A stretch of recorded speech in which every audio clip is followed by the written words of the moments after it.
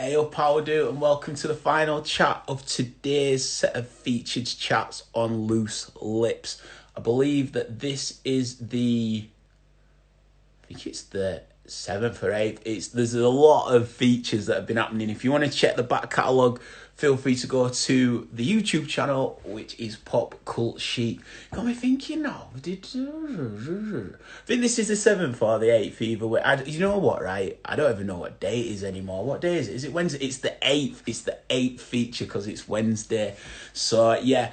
On the previous chats, we spoke with Sophia, we were speaking with her about her career, how she became to be such a pivotal figure within the Leeds hospitality scene. We also then spoke with Tom Granger, who is a DJ and also junior agent down in London. So we were speaking to him about merging the two worlds and representing up and coming acts, as well as like booking acts for their tour and planning how their trajectory should go. Real interesting chat, good insight within the industry, and then obviously with him balancing that with his DJ life as well. Then we spoke with Luke Thompson, who is a properly just amazing artist in every sense of the word, like full dedicated artist with his dedication and passion. So we speak to him about his live drawing and also about his music career as well. And then on the back of that, I've just had a chat with Kaylee Stevenson, who was speaking to us about life on the road as a theatre performer, so singer, dancer, entertainer. She was telling us about some of the shows that she's been on. And now we are waiting for perfect timing. The man himself, Paul Gillian, aka Prince, is currently in Australia and it's 6 a.m. in Australia. And I thought he'd slept in because he hadn't come to group. But as soon as I said his name, just like royalty and magic that he is, he's come to group. So, if you would like to send me a request, brother, and we can get this chat rolling. Here we go.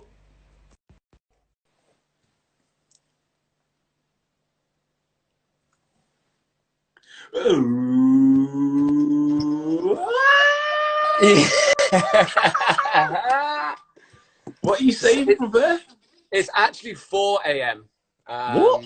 Yeah, I thought it was at 6, but it's all cool. I'm up. I'm awake.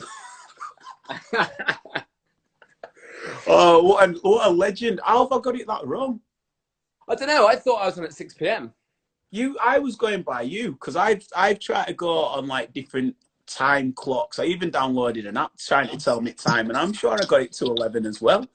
Yeah, well, I kind of woke up about an hour ago and just checking out what you were doing. And then it was like live now. I was like, shit, better put a t-shirt on. How's Ali? Yeah, in bed, mate. She's good. She's good. And so, you've got a pup as well, haven't you? We have, yeah. Wait, I think, can I flip the camera around? Is it? Yeah, there he is. His name's Chase. He's a rescue dog that we rescued pretty much as soon as we got here, actually, in 2018. I did a bit of volunteering at the local dog pound. I used to walk dogs because I had no job for a couple of weeks when I first got here. So just to keep time busy, I'd go and volunteer at the local dog pound and walk some of those rescued unwanted pups around the Central Coast, which is cool. He looks a proper character. Yeah, he is definitely a character. He's a bit, he's beautiful in the house, great with people. He's just a bit uncertain with other dogs. He hasn't got any friends at the moment, so we're working on it. It's been a long process. So you still baffle me that it's 4 o'clock over there. So I need to do some maths in that. But how are you finding Australia, brother? Are you properly like fully into it, man? Yeah. So I was like, it seems like you've changed your lifestyle and everything. Yeah, it's taken a bit of a change. For the best, probably. It was a decision that was kind of just to heat the moment. Alison was coming over here, and I was going to do the whole long distance sort of thing, and was down in London at the time. And we were going to basically just, like I say, do the long distance thing, and then just kind of slept on it one night and was just like, fuck it. Just going to drop everything and just go over. So I actually moved over here in 2018, May the 8th. So it's coming up to 2 years. So I've been out here soon. So yeah, it's Going good. 2-year anniversary and that. Absolutely, mate. And you're just on the outside of Sydney, aren't you? So yeah, we're just north of the Central Coast. So we are about an hour and a half drive from Sydney. So yeah, just pretty much on the coast. If it gets, it probably won't get any lighter, but I was just going to say I could walk out to the beach. I'm literally pretty much on the beachfront. But as you can see, it's pitch black still. It's still 4 a.m. I can't believe I've done that to you, brother. It's all good, mate. I owe you one there, man. I owe you one there. But, so yeah, because you switched up your lifestyle, so you like I can see like you're up here early, you're doing surfing and stuff like that. You proper like accustoming and evolving to like the Aussie way of life. Yeah, I think you have to in some respect. When I first got here, the differences were so huge. I was like, wow, this is a different way of life. In what? In kind which of just way? adapt to it. Say again. In which way? Just Australians. Just what you can do. Like everything is out here. They're so active. They just want to be outdoors all the time. Just basically taking in the beautiful surroundings and the great weather generally. So a lot of stuff is done outdoors. A lot of stuff on your doorstep, like you mentioned surfing. I've taken up surfing when I got here, and literally just living on the beach. It's kind of rude not to. Yeah, so yeah, it's, you do have to adapt in some cases. But there is a few things that are a bit different. So like I do find, and take this with a pinch of salt, where I live on the Central Coast, coming from London was quite a big difference, because the bar scene, which was a big part of my life, does feel like it's a little bit behind the times here. Sydney is great. Melbourne's probably my favourite. You've been to the both, I know. Melbourne is probably my favourite of the bar scenes. They just have a little bit more relaxed laws. They do call New South Wales the nanny state. So yeah, it's very quite strict on their service of alcohol. But I guess yeah, it's definitely a good move to come over here. But I do miss back home. I did have some flights to come back next month, but oh really? Yeah, I was coming back. I was going to come back at the end of May, beginning of June.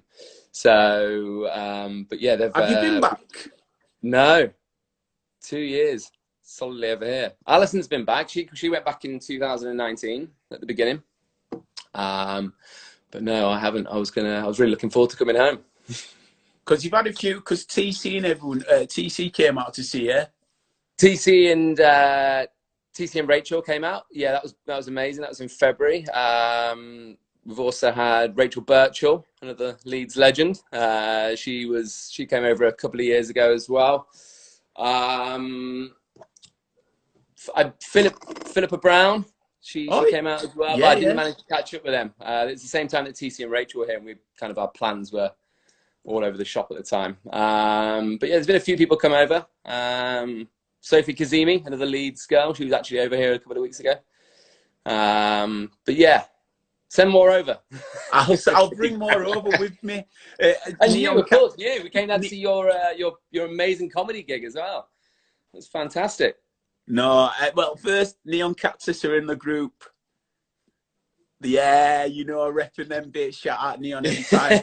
But yeah, mate, like, yeah, the comedy gig, the experience. I fell in love with Australia. I think that if I would have gone 2-3 years ago, I'd have looked to up sticks. I think if I wanted to set in, Melbourne just captured my heart, mate. Like, it's just me. It's my proper pace of life. It's got the big city feel, and it's got the fast pace, but it's got the cool culture, and everyone's on a level, and it's got the weather. And yeah, mate, I was just all day. Like, I was loving Melbourne. Do you feel like it had like a European vibe to it as well? Do you think that's a lot of people say that. A lot of people say that, and I wouldn't say yes or no. I just felt it was Melbourne. As soon as I touched down, right, and the thing, this is such a me thing to do. But I walked through airport, and like it was a hassle-free airport, which doesn't happen a lot. You know what I mean? And then as I walked out, there's Terminal 2, but it didn't say Terminal 2, it said T2. And I just started going, I'm heartbroken. I was like, I love this city already. I love it. Brilliant. Yeah, it does say T2 actually. Yeah, I was actually there a couple of months ago. Yeah, fantastic city. I did Adelaide for the Comedy Fringe Festival when TC and Rachel were here. Get on that. I think that should be your next port of call. Well, that was the plan. Oh, was it? The plan was, obviously with what's happened, it sort of put it on stall. But the show that you saw, I was going to tour that again, but refine it a bit. In fact, the show that you saw was slightly different to the English tour, but the show that you saw is going to be the final version. So because I got standing ovation in Sydney, well, that was mad. That was mad. So anyway, so I'm gonna do the reprised version, but I've written a new special as well. So I was going to take them both out. So the aim was to do like the Sydney Comedy Festival, which is in April, the Melbourne one, which is in March, and I think Adelaide is. Did you say was it February then? Like, and yeah, so it's would have been end of Feb. So I was looking to come out for a long stint like I did before, but do the festival, do the previous show that you would have seen, but then how I did it for you lot, doing my new show. So you would have come to Low 302 and seen the new show. And then if you wanted to come to the festival bit and see the show that you've already seen. So that was the plan. So I definitely want to come back through. Mate, I loved it. I love Australia. It's sick. It's great. Man, we'll always welcome you. Yeah. It's sick. Yeah, the Adelaide Fringe Festival, we end up, I don't think we planned it, we end up seeing so many English comics. There was actually just one segment of just like 7 or 8 English comics. It was actually like, I can't remember what they called it, but it was sort of like Brits Abroad or something like that. But yeah, really, really good. And you would definitely fit in there. I think you should definitely look into it. Did you see Ross Noble? Was he there this year? Or was he there last year? It seems Adelaide seemed to be like his proper favourite festival. Yeah, okay. No, I don't think he was there this year. I think he may have been there last year, maybe. But I'll definitely head there again for sure. This time last week, I was speaking with the one and only Paul Foot. So you know. Oh yes, I saw. How is he? Yeah, mate, it was class. It was class. But I think he likes going to Adelaide as well. So I'll see if he's going out, and then I'll look to piggyback and just be like, oh yeah, I'm out as well, Paul. Oh yeah, Paul. You're right, mate. Yeah. But he was a legend. But no, it just what I loved about Australia. I'm sure you'll be able to like expand on this is because of the outdoor active nature. There's just so much more to do. Like I love the culture over here when it's good weather, it's beer gardens and it's it's a proper community and camaraderie. Yeah. Before you know it, it's 4 days in and it's like whoa. But like I feel like the way that the Aussies do it is so different. It's like barbecues or it's really communal in a different way. Like and I like the fact that they've got different spaces set for that. It just seems like it's set up for people to like gather and congregate. It seems like a real outside city, if you know what I mean. Yeah, you're right. Pretty much nailed on the head. One thing that they don't do right here is like I miss an English pub, just like a boozer, a beer garden, English summer. Like you just can't beat it. Like I do think that Leeds and London, especially in the summer, are just fantastic places to be. And fingers crossed for you guys, especially that hopefully this lockdown, if it all goes well, hopefully you can enjoy some of that in the summer to come because it's pretty much on your doorstep already. We're coming into our winter months now. So do you find seasons? Do you find it has seasons over there? Yeah. Like I acclimatized pretty quickly.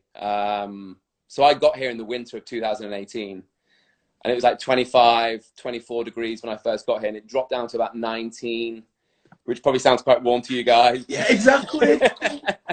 But it's, no, you acclimatize pretty quickly and it's pretty cold. It'll drop down to like maybe in the peak of winter, 5, 6, 7 degrees at night. So it does get pretty cold. And if you go in further inland, you do get snow in Australia. This like the snowboard and ski season is actually starting. That's really baffled me when I came over. But yeah, there's a huge ski season over here, which is about to start. Yeah. It's actually snowing in some parts of but I Australia. didn't think there would be in Oz. Yeah. Not far, about 3 or 4 hours drive from where I am, so not far. How are you getting on with keeping up to date with footy? Because that what threw me.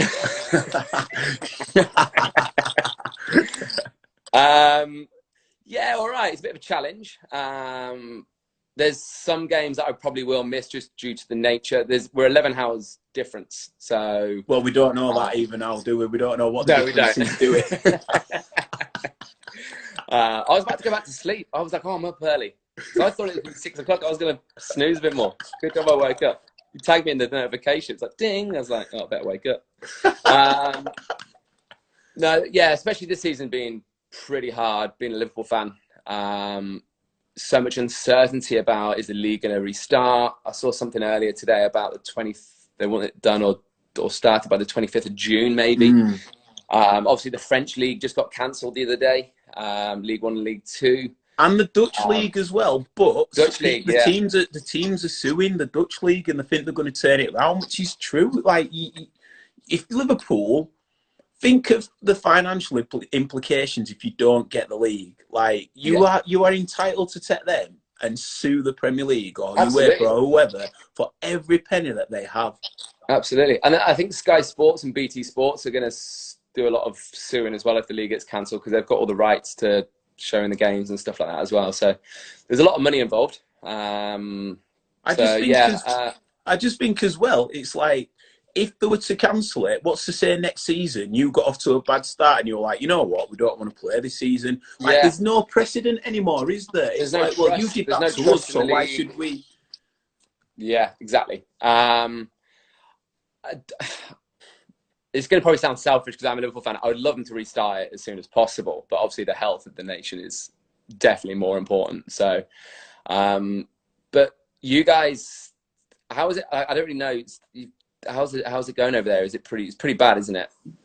So it's a weird one. It's like I tend to find that we are being responsible when I sort of speak to my circles of friends through Zoom or WhatsApp or whatever, and everyone's been responsible with the social distancing and staying indoors. So I'd have thought we'd have like beaten the curve, or flattened the curve, but I don't know. It just seems, you just don't know at the minute. I think you nailed it before. It's the uncertainty of it. It's not only the uncertainty, it's like the uncertainty of that, and then when things, what stipulations are going to be brought into certain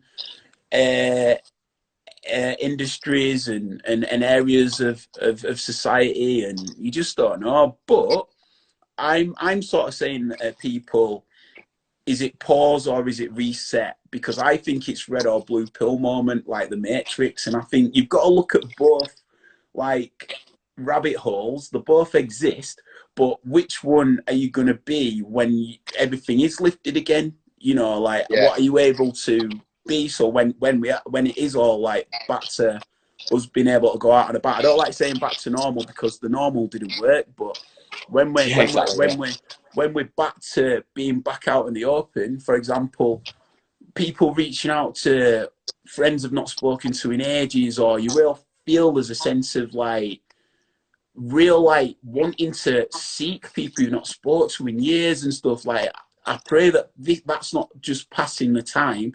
I pray that that's a new precedent of seeing what is important in these conversations and the pace of life that's been taken out. I hope that that's still there post this, and the virtues that we're all sort of learning now. Yeah, I think I heard you say something on one of your chat shows maybe a couple of weeks ago now, that I think it may be the one with Harry Johns, that you said that when we eventually come out of this, one thing I hope that we take from this is just to be kinder and nicer to each other and respect what we once had. And obviously, I think it's going to take a while. Like I say, going back to normal, like you said, I think we should be looking at it different. I think this normal will probably be maybe a couple of years down the line. When they do start to relax and start opening things back up, it's going to be different. Like, bars aren't going to go back to being rammed straight away. I think there's going to be definitely some sort of laws. It might even be just the restaurants and cafe scenes opening up first with social distancing measures to see how that all goes first, maybe. I think I read something as well that they don't reckon bars are probably going to open until probably December, January. But then I think that's a lot of scaremongering because there's nothing to base that on. Yeah, I don't know. Maybe. I think a lot of people have probably seen from like the past of things opening up too quickly. I watched a great documentary about the coronavirus pandemic, and other pandemics that have happened before in the past, and opening things too quickly, and then just closing, restraining back down again, and then restarting again. I think, yeah, I don't know. I think especially with the UK, because it's such a small country with close to 70 million people, compared to here where there's, what is it? I think it's half that. I think it's 25 in less it than, or something. yeah, 25, 26, I think. And it's bigger than Europe. Yeah. I think so, yeah. Same size as the States, I think. That's crazy. Yeah. It's a big old country. Yeah. But there's a lot of nothingness, just a lot of dirt roads and bush. Not many populated areas. But yeah, I think that's one of the reasons why Australia have done so well with like the curve of it. I think we've had less than 100 deaths. That's true. That I don't think that's really looked at it in that perspective with maybe the numbers of people. Yeah. But yeah, how are you dealing with it personally? Sound, mate. Like, so at the very start, I lost my head. there was 18 hours of losing my head and just been like, what the? And a mate had told me to watch shout out Pete Triff in the group all day. We're on about you actually. You showed up in busking turf wars. You got a shout out the other day about that. Or I think I've got like a snapshot video moment as well, maybe. Yeah, I think you speak. You say, you do. Or she's outside, mate, or something like that. I think so. Shout out Ebby as well. And Danielle, she bigged it up as well earlier. But no, sorry. Yes, Ebby. Do you remember a show called Utopia? Yeah. Was it like English? Yeah, English drama, quirky, cool, cool with its cinematography and that. That is what is happening now. And I was like, oh my gosh. And I went down the wrong rabbit hole first. And I was like, turned my phone off, curtains, blinds down, needed to just sort my head out. And I was like, all right, that's not where we're going. And then I was like, I just want to communicate. And, you know, as I say, I had the whole thing with the comedy. I was going to do Europe. I was going to do the festivals. I was going to go to America, then come back to Australia. And I was like, yeah, this is it, man. I'm buzzed. And then this hit, and it's like, you know what? There's a bigger responsibility that we all have to play that is bigger than ourselves at the moment in time. And it's like, you know what? That's it. It's like, you have to, I know there's conspiracy theories and there's this and there's that, but the truth is there's people's safety and health which is at stake here. So there's no point just going against something that you don't know on a whim.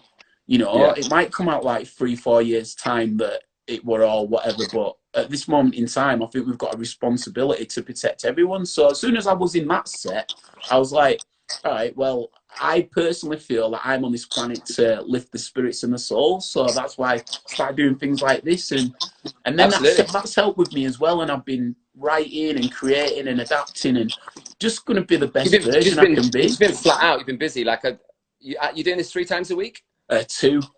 2 times a week? Yeah, okay. So yeah, like I've seen how active you've been. You generally are quite an active sort of dude. Like there's always something in the pipeline, but yeah, I've seen a lot of social content from you and people sharing your sort of stuff. So yeah, it's been fantastic. There's nothing that you can do directly to help COVID situation, but there is something that you can do for the community. And like you say, lifting up and brighten people's days. And that's definitely something that you were put on this planet to do, my friend. That's what I want to do, man. And that's what's been buzzing about this. And again, people feeling sort of like, look at this, like, I mean, your other side of planet, it's 4:30 and we're not in though, do you know what I mean? And I love it, man. I love it. I love it. So one of the reasons I wanted to speak with you is because I knew I'd be speaking with Sophia today, and I knew that'd be quite like a throwback to our ace, like Leeds. And it's, you know, it's time with Leeds. But I wanted to speak with you because there was a definite heyday when you were involved. So how did you get involved in the bar scene in Leeds? Say a heyday or hazy days. They were very hazy days. Wait, have you got a beer? Yeah. Wait there, I knew this bit was going to come, mate, so I need a beer to chat about it. Maybe even a tequila if I've got any. let's get story time on go. Wouldn't it? Anyone who's watching as well, grab yourself a beb. It's story time. Absolutely.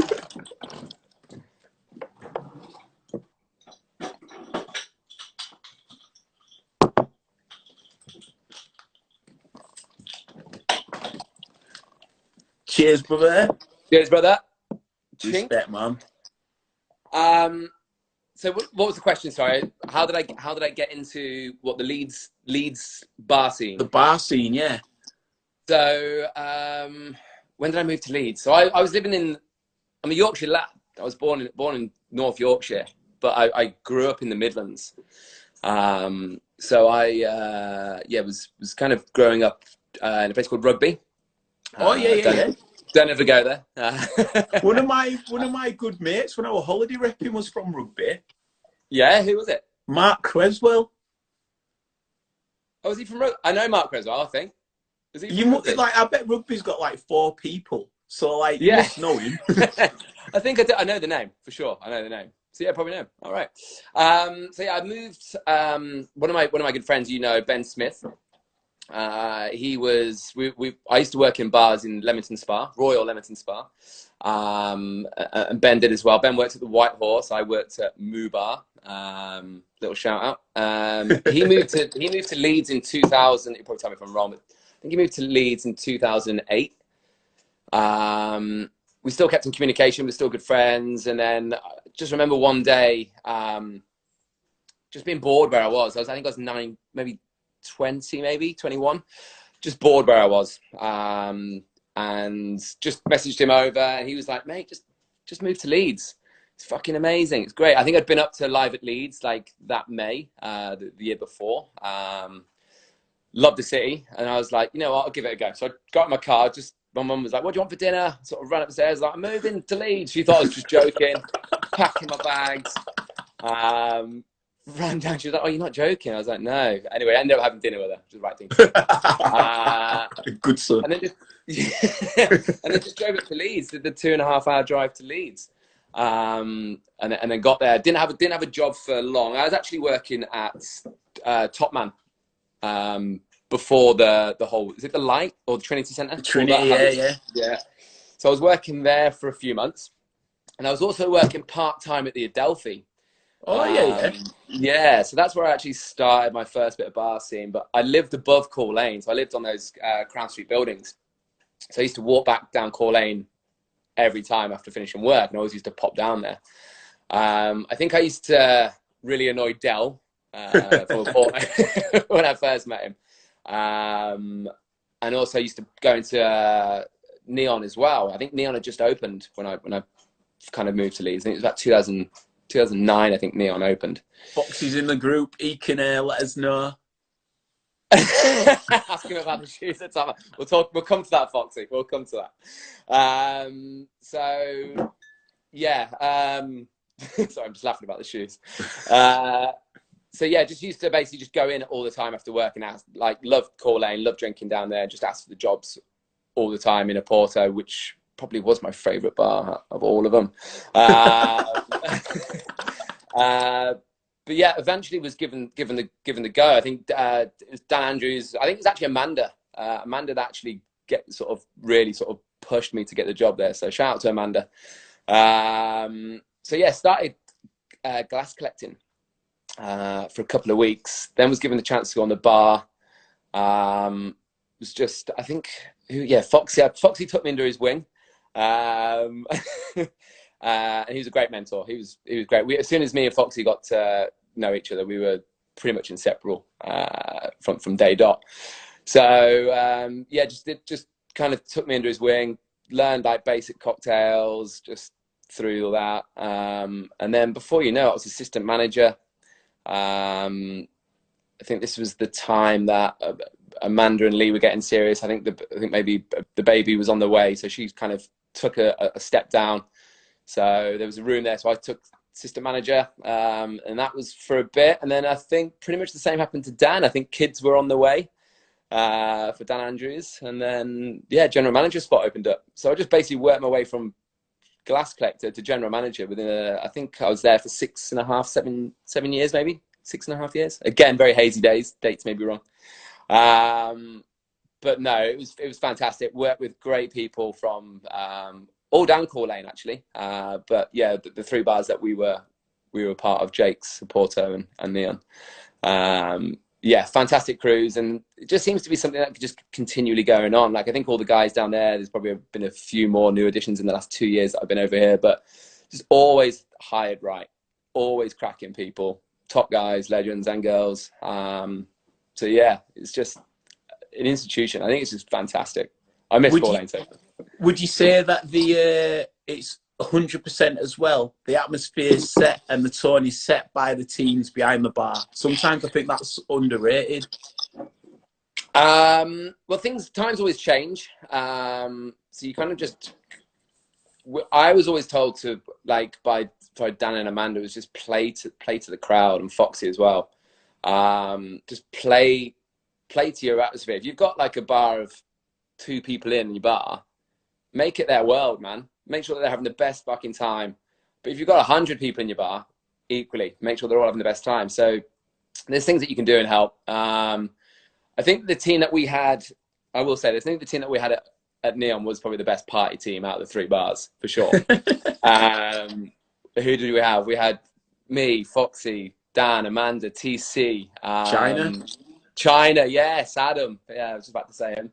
And then we had some new guys like Lewis and Seb, and all these guys. A few others as well. Massive shout out. We did go through not loads of stuff, but we did have a few. Too many to mention, but yeah, shout out to everybody that worked under me or worked with me. Foxy wants me to bring up the shoes. I'll quickly bring it up. It's probably not that funny. It's probably just more of a us joke. I actually got fired from Top Man. Basically, there's these slipper shoes that I like loved. Specky Twat as well. Foxy. There's these slippers that I adored, and basically was just saving up the cash for them. But I accidentally went home with them. I basically put my trainers in the box, and then took them home, and then wasn't working for about 4 days. And when I went back, the boxes in the room, and I was called to the manager's office. And I was like, look, it's just it wasn't like, Foxy was just saying that was the thickest theft moment ever, but it was just literally, I was intending to buy them. But yeah, I just love these slippers, and just used to wear them behind the bar. Probably not the best item of footwear to wear behind a bar. But no, going back to what we were saying, yeah, Core Lane, I haven't been there for 2 years, so it's probably different again. But when we were there, we were giving it our all. So yeah, working for Jed and Paul Lane, who was the owners at the time. They were great to work for. Kind of gave us our own reins of the bar. Kind of let us do. A lot of trust was involved, and yeah, really respect that. I've asked a couple of people this, and I wonder if you think it'd be the same for that era. Do you think there'd be a cool book that could be written about it with some of the tales? Yeah, there has been talk about this before, but just literally talk. But again, I don't know. I think they're just good to be shared between the people that work there over a beer now and again, like 10, 15, 20 years down the line. I think if you were to put it to paper, I don't think it would just come across as good. I think the memory would be lost. But I don't know. It depends who's writing it. Do you want the job? Do you know what, right? I'd love to write it, but I also think what would be cool is maybe like a who's who. So like, you know, like maybe like, listen, you're chatting about your time on the lane and stuff, and maybe giving it like that. Yeah, Your name on the lane. It's the title of it. The name on the lane. I like it. Name on lane. Make it more Yorkshire. Name on lane. Name on lane. No, yeah, like I don't know. I think we'd probably have to. I think it would be good. Maybe, I don't know. Maybe it's a pop-up book. So there's pop-up shots, just like nice one. So how are you occupying yourself over there then? So Alison is pretty busy.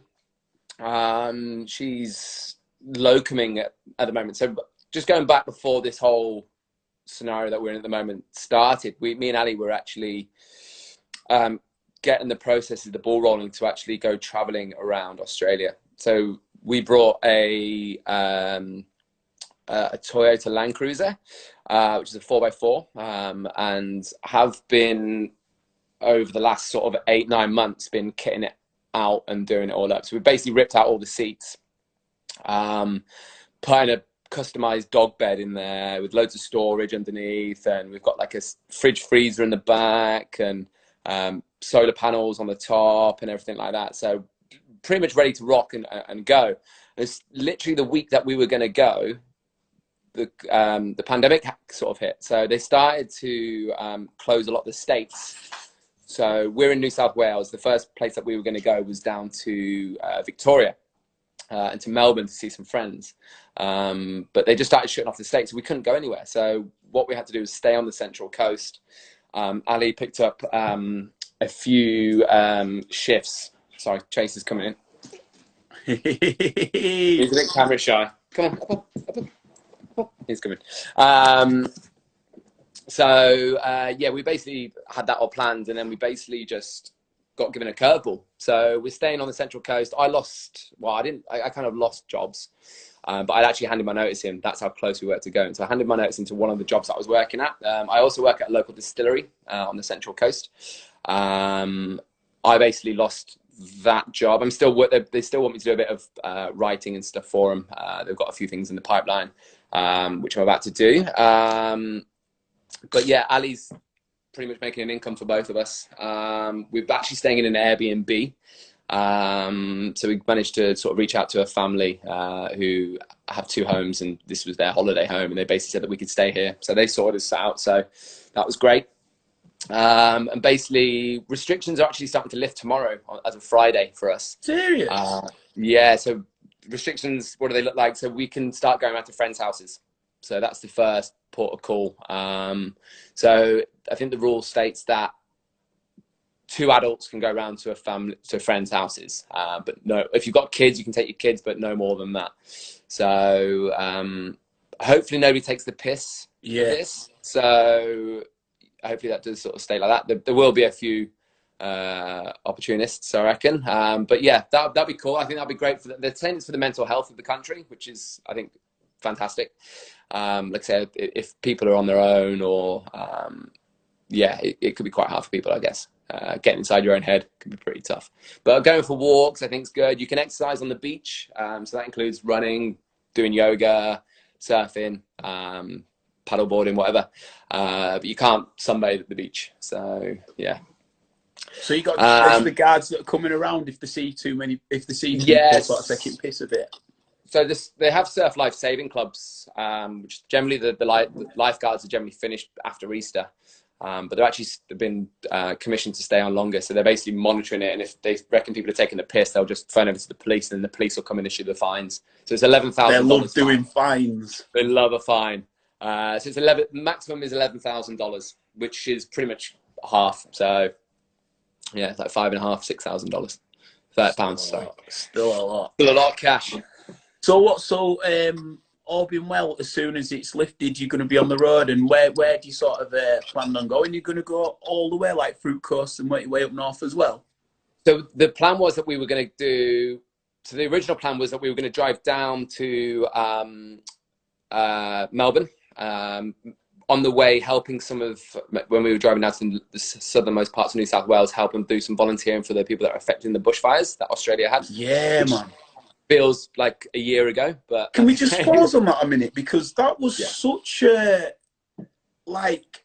huge impact on the cultural side of Australia, and you had the Amazon that was happening in Brazil, then you had Australia. It was such a chaotic thing. Is still areas in Australia that are still reeling from that? Yeah, there will be. There's definitely a lot of loss. There's quite not loads of life loss, but like a lot of land and property and communities affected. But but Australia, and in fact the world, got together pretty well on that. There was I can't remember who it was, but somebody had started a charity, and I think they raised something like $25 million or something like that. There's a few aids and event aids and stuff like that were done as well. So yeah, like, it happens. This was definitely by far the worst one that Australia's ever had, but I think they had, the last ones were in 2005, I think, which were quite bad as well. There's a couple in 2014 as well, so they do happen. But yeah, they reckon that they're probably just getting worse and worse. But there's probably not much volunteer work now probably to do, as much as there would have been when we first left. But like I say, it just feels like a lifetime ago now. It was only, what, 2-3 months ago. Was it near where you were staying? Yeah, so because it reached Byron, didn't it? Yeah, so it was pretty much all over New South Wales and in Victoria were the worst hit areas, a bit in Queensland. We were quite lucky, actually. There was one, I think the closest fires to us were probably about 20 kilometers. So pretty close, but the worst thing was just like the smoke for us and for a lot of people. Some days it was just like really bad. There was actually warnings not to leave your house because the smoke was that bad, because it can trigger health problems later on in life, that much smoke inhaling. Also as well, when I was surfing as well down in one of the beaches, which is a south coast facing beach, we had a lot of storms and a lot of rain and floods after the fires, actually. Pretty bad floods, actually. So we actually had a lot of whole trees in the sea just floating, and it was so dangerous. You'd be surfing and you just go over a wave and there would just be like just a huge branch or a huge tree. I was actually in there, the same beach a couple of weeks ago, and there's actually a big fucking 2x4 with nails in it. So when you've done your volunteering on your way to Victoria, and then you sort of from Victoria, we're gonna do Tasmania. We were gonna do Tasmania for a couple of months, and then we were gonna head to Adelaide, where we were gonna fly back home for 6 weeks. We actually managed to get Glastonbury tickets. Yeah, so we got the Glastonbury tickets, and that's obviously been cancelled. Are you keeping them for next year? Yeah, we're gonna. Was that going to be a surprise then? What, me coming over, or me? A bit of both. The Glastonbury bit as well. I told a few people. I didn't tell me. I told a few people, so a few people knew that was coming over. But no, Glastonbury was. I knew we got them. So TC actually got the tickets for us. So yeah, shout out to TC and Rach.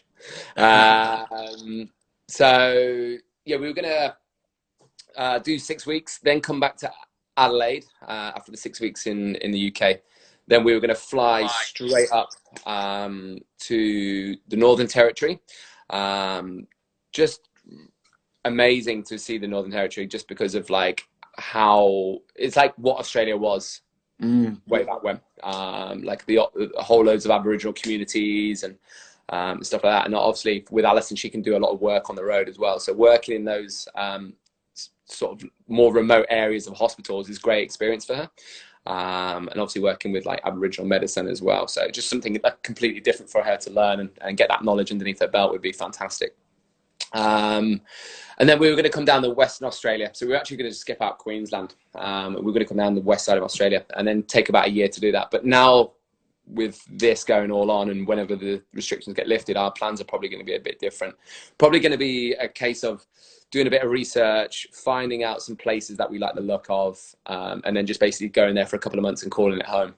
So kind of like almost like a nomadic experience, but maybe staying in the car. The car's actually got a tent on, so we've actually put like a rooftop tent on top of the car. So we were going to live in the car for a whole year. That'd be sick.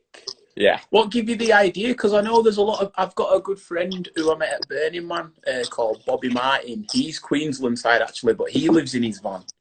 And he says there's a real solid community for it. Huge, massive. Like pretty much any like bigger type of vehicle that you see, they'll generally have like a tent on. They live for like going out into the bush, or there's quite a few beaches around Australia which you can actually take vehicles onto. And you can camp on the vehicle. So there's huge like fishing communities here. just people like living remotely and just going off grid. I think it's just that whole sort of camping aspect. It's just massive. And like, just going back to what we were saying earlier about like everybody loved being outdoors. Yeah, I think it just stems from that. And it's just obviously just so beautiful here and just so scenic, especially along the coast, but even inland as well. A lot of like going out into the bush. Yeah. Do you find? So, yeah, Oh, sorry. Go on. No, you go. You go. Do you find that if you were to finish that up, would you find it difficult to adjust again to living city life because you used to? You know, do you think it's one step where that's something you'll maintain doing for the foreseeable? I've always said that I'd like to come back. Maybe if I was to come back to the UK, would love to probably do London for another year or so. But moving over here, because we don't really live in where we live at the moment. It's not really like a city. There's like loads of like towns spread across, but like real small sort of towns.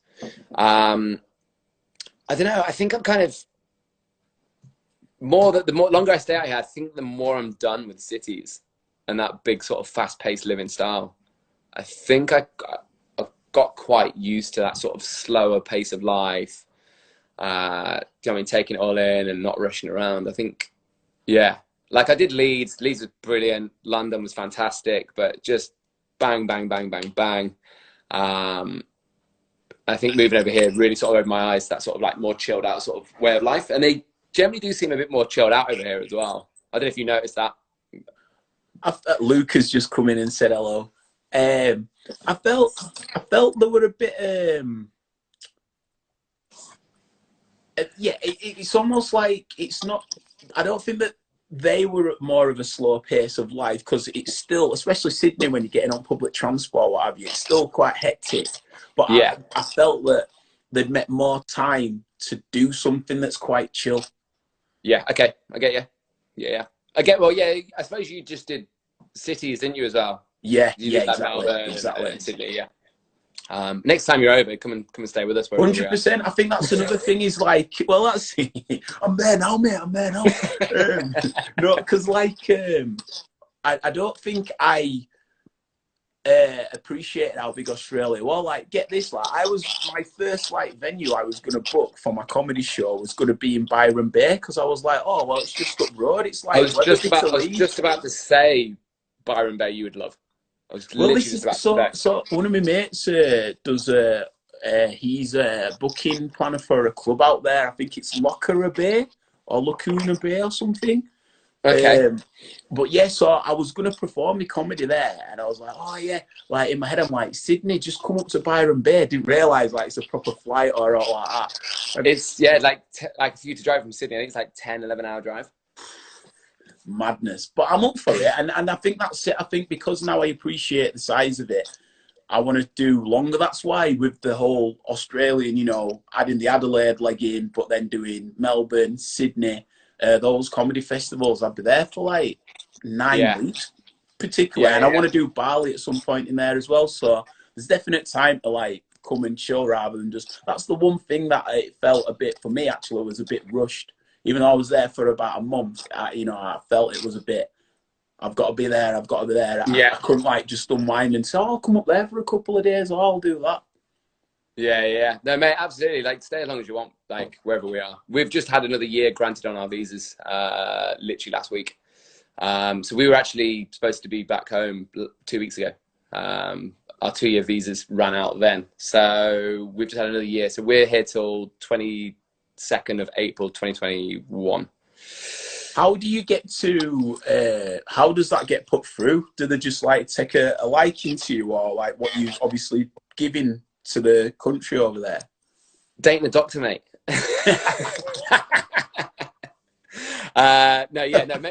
Mainly of that. Basically Alison's worker basically took our visas over, so we applied on our own, but yeah, we've had a sponsor now through her work, and that can be, we can basically apply for permanent residency or PR through them as well if we want. Is that the next step, do you think? Well, we've actually already applied, We applied back about 8 months ago, but the Australian government, when we applied, if we would have applied 3 weeks before we actually did, we would probably had permanent residency already. But the Australian government, they basically axed the numbers from 50,000 down to 12,000 immigrants a year. Like, so basically, yeah, immigration would just basically just axed it, and they wanted to give more like Australians a chance, or guys from New Zealand a chance with jobs over here. Whether they change that, because I think there's a news article I read yesterday. They were saying something like they heavily rely on a lot of foreign students coming over. So whether they change that, we don't know. So yeah, we probably will apply for PR. Yeah, that's the long answer. So have we lost you for good? Who knows? Who knows? I don't know. Maybe not. Maybe. That's a political way of saying yeah. Yeah, true. It's good to know that you've gone over though, and that you are like immersed in it so much that you want to settle. Yeah. Rather than just jumping back and forth. Yeah, exactly. I think if we do get PR, I think the rule states that you can come back for. I think you can come back for 2 years within the 5 years. You have to stay 3 years in the country. So in Australia, so we could come home for like a 6-month period if we really wanted to, and it's probably something that we would probably do if we were to get permanent residency. But at the moment, yeah, we're fixedly stated here at the moment. So yeah, if we get PR, we'll be straight back over. But like I said, they don't reckon there's any international flights till the end of the year. What? Yeah, so Australia, I think, because you guys have still got flights, right? You've still got flights, I think so, going in and out of London and the big cities. There's no international flights. The only flights that are going overseas are the ones that are trying to get Australians back home, or vice versa, the international students or international people that are here back to their homes. So, but yeah, there's no like holiday flights or anything like that, or commercial flights. But till the end of the year, is this you speculating again? No, this is something that I read. This is actually coming from the government. So the government read. They came out with this about 3 or 4 weeks ago. They said that they reckon that international flights won't be going until about December. So we have looked at flights maybe for coming back home at Christmas, for 6 weeks or so. But it really depends if we have to isolate or not for 2 weeks. So that's a big factor. That would be taking 2 weeks off your holiday, so yeah, that's fair. Do you know what I mean? Fair. Yeah, I hear you. All right, brother. Well, thank you for your time. The final one for me, mate, is, what's the biggest thing you miss about Leeds? Family and friends. Family and friends is a big one for me. Yeah, family and friends, for sure. Well, we're all here for you, mate. Cheers, brother. We're just a click away on the old blower, but respect to you. Say hello, Alison, you, mate, for us, brother, and stay cool and safe out there, man. And sorry for waking you up so early. What a G. Good, bless mate. You, mate. Absolute legend. See you later, mate. Bye. All right, nice. Just a nice catch up with the boy Prince. Shout out anybody in the chat who just buzzed off that as well. It's always good to hear from him and see that he's doing well and he's set up out there. I'm sure that, like most of us in the chat who know him, it's good to know that him and Ali have been able to go over there and get settled. And yeah, man, just good to see that face in it. It's just good to see that face. What a legend indeed. Shout out everybody who's been in the chat. Sorry if I couldn't give any of your comments away to him or out like that. For those of you that don't know what this is Loose Lips. I'm Ben Random, and pretty much I chat to people from all different walks of life, just looking to get a bit more about their personal life stories to uplift everybody and deliver uplifting, optimistic tales for you all. So if you want to capture any of the previous chats, go to my YouTube channel, which is Pop Cult Chic, and you can find the back catalogue there. Other than that, I'll be returning Monday with another stellar lineup of people to chat with. Until then, peace and light to you and yours. Stay indoors. Bye.